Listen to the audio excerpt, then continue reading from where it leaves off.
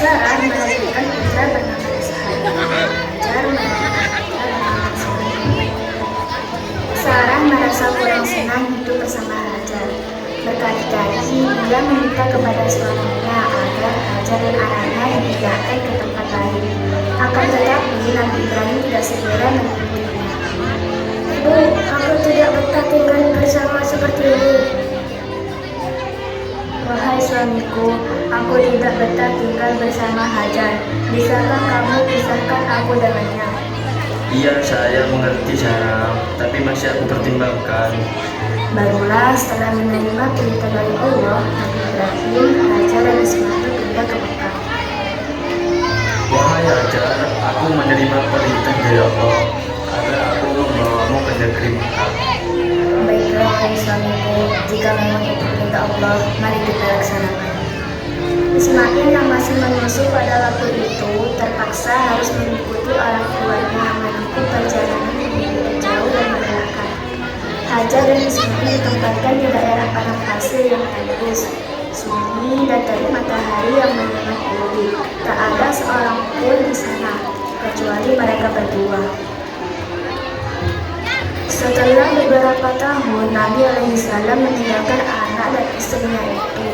Ia pun merasa rindu. Beberapa kali ia mengirim utusan untuk melihat keadaan anak dan istrinya itu. Wahai Fulan, pergilah ke Mekah dan lihatlah kabar istri dan anakku di sana. Baiklah, wahai Nabiullah. Dan ketika utusannya mengatakan bahwa anak dan istrinya dalam keadaan baik-baik saja, Nabi Ibrahim pun merasa lega. Ternyata kehidupan istri dan anaknya itu menjadi serba kecukupan oleh Allah Subhanahu wa Ta'ala. Hajar dan Ismail dianggap sebagai pemimpin di Makkah karena mereka berdualah yang pertama kali menetap dan bertempat tinggal di sana.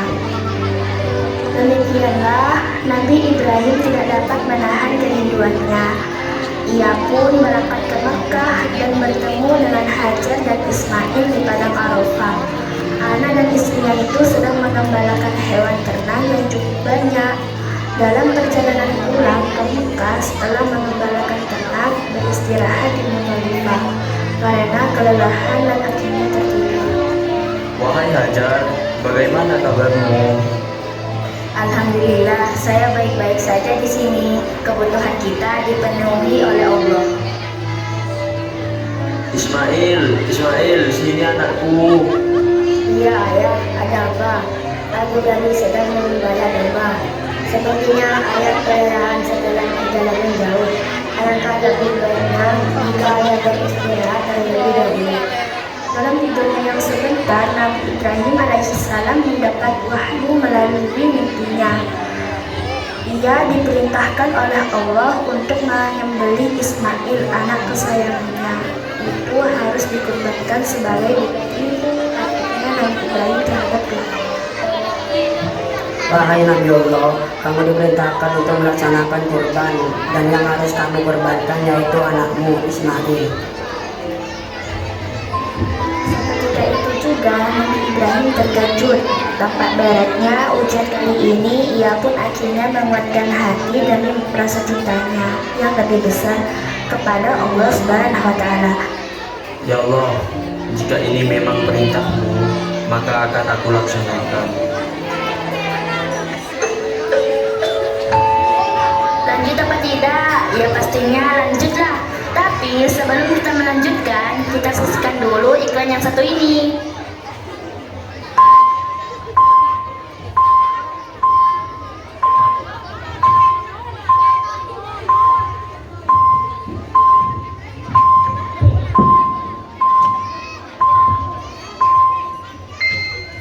Assalamualaikum warahmatullahi wabarakatuh. Bismillahirrahmanirrahim.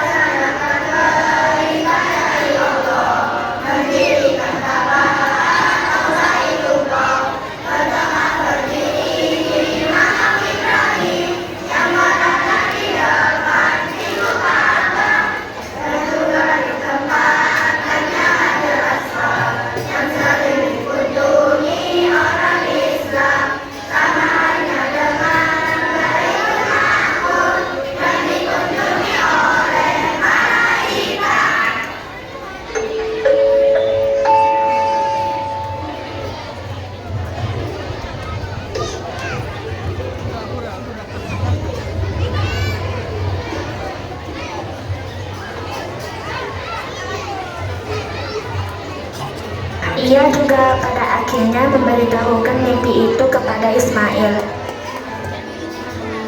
Wahai Ismail, dalam beberapa hari ini aku bermimpi. Di dalam mimpi itu, aku diperintahkan oleh Allah untuk menyerahkan kurban, dan aku harus menyembelihmu sebagai kurban.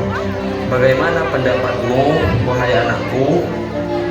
Wahai ayah, sekiranya itu perintah Allah, maka laksanakanlah apa yang telah diperintahkannya kepadamu. Aku akan tetap ikhlas dan menerima cobaan ini.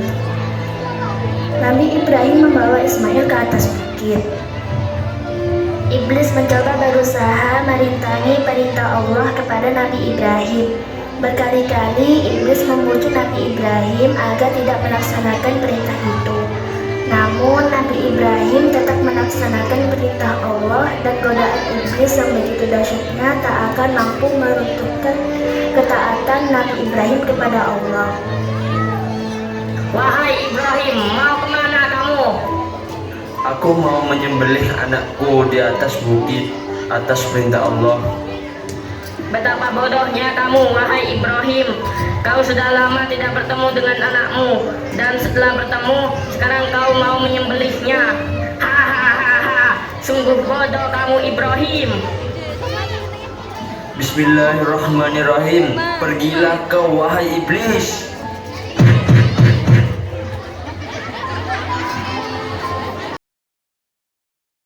Bodoh kamu Ibrahim, kenapa anakmu mau disembelih?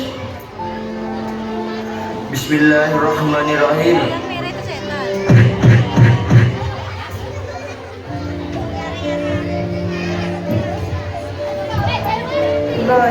Ibrahim, anak tampan seperti itu mau disembelih. Bismillahirrahmanirrahim.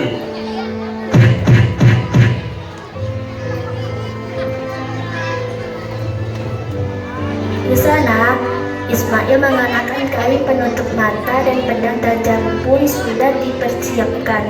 Ketika pedang itu sudah berada di leher Ismail, tiba-tiba tubuh Ismail pun diganti dengan seekor kambing yang digemuk oleh malaikat Jibril.